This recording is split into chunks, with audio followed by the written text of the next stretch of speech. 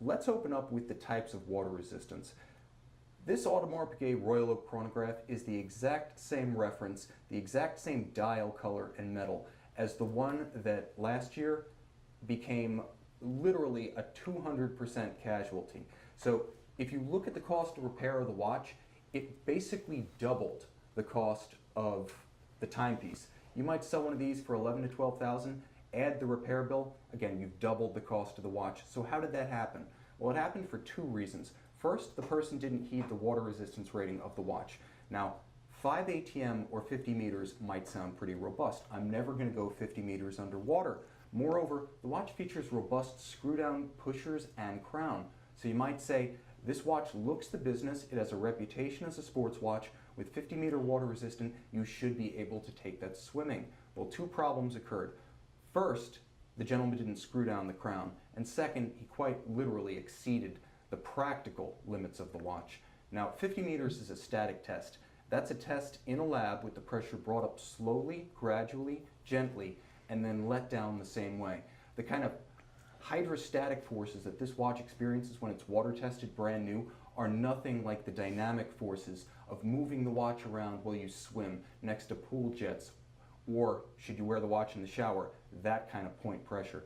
So the watch essentially looked like it had come up from the Titanic. And this is a watch that never should have been in the pool in the first place. We often talk about the Royal Oak as the first sports watch to be rendered entirely in steel with steel bracelet at the absolute top end of the market, but it's the kind of watch that is sporting in demeanor, but not a dive watch, not a pool watch, not a water watch.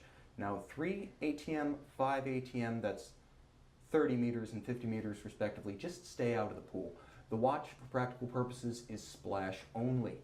Now, once you start talking about dive watches, we're talking about watches that reasonably should be at least 100 meters water resistant. Now, having 100 meters of water resistance doesn't make a watch a dive watch, but it does make it robust enough for swimming, it does make it robust enough for the beach, and a watch like, for instance, this Panerai PAM 190 features a screw-down crown and a 100-meter water resistance rating when it's been freshly overhauled.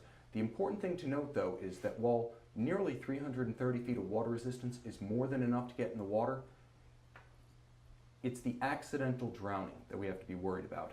And that is what happens when a watch is taken in the water with the crown threaded out. Now, yes, it's true. Again, in a static test in a lab, you may have heard that a watch that's 100 meters, 300 meters water resistance can pass the test with the crown open. Not in real life. Moreover, if you actually set the watch, wind the watch, use the crown in any fashion while it's in the water or even just wet, it can introduce water to the case, and at that point the watch becomes a greenhouse. It's so much easier to get water into a watch than it is to get it out. So you always screw that crown down, and that's been true since Rolex rolled out the first oyster crowns in the 1920s.